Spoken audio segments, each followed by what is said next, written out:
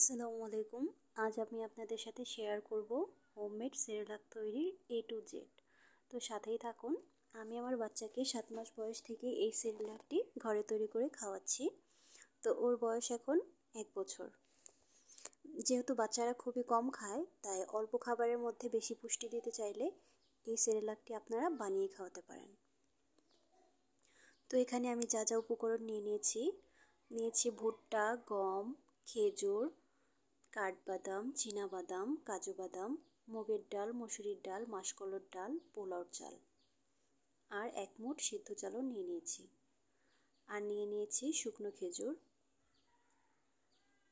যেহেতু বাচ্চারা মিষ্টি খাবারটা পছন্দ করে, তাই আপনারা খেজুর, কিশমিশ এগুলো ইউজ করবেন। যেহেতু বাচ্চাদের খাবারে চিনির দেওয়াটা আসলে ঠিক না, আমি আমার বাচ্চার খাবারে চিনি ইউজ করি না। তো এগুলোকে আমি খুব ভালো মতো ধুয়ে নেব। ধোয়া হয়ে গেলে এগুলোকে আমি রোদে শুকিয়ে নেব।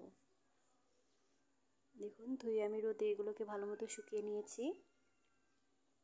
এখন এগুলোকে আমি একটি কড়াইতে ভালো মতো ভেজে নেব।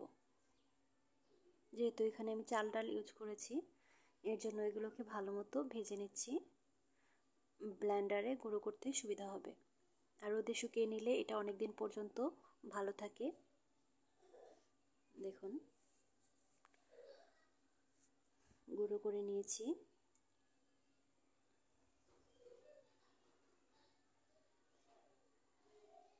কিছুটা দানা দানা রয়েছে, তাই আমি এগুলোকে ভালো মতো ছাঁকনি দিয়ে ছেঁকে নেব।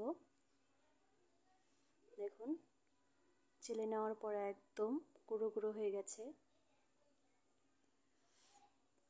তারপর আমি এইভাবে একটা প্লাস্টিকের বাটিতে সংরক্ষণ করে রেখে দেব।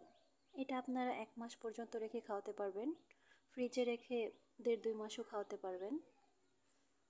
তো এটা আমি নর্মালেই রেখে দেব। এখন দেখুন এটাকে আমি কিভাবে রান্না করি। এখন যেহেতু একটু বড়, আগে আমি 1 চামচ দিলেই হতো, এখন একটু বড় হয়ে গেছে, 1 বছর বয়স, এর জন্য আমি ওকে 2 চামচ করে খাওয়াই। প্রতিদিন আপনারা 1 বেলা অথবা 2 বেলা করেও এই সেরেলাকটি খাওয়াতে পারেন। যেহেতু আমার বাচ্চার বয়স 1 বছর, ও বাড়তি খাবার খায়, তাই আমি ওকে এখন 1 বার করে এই সেরেলাকটি দিই।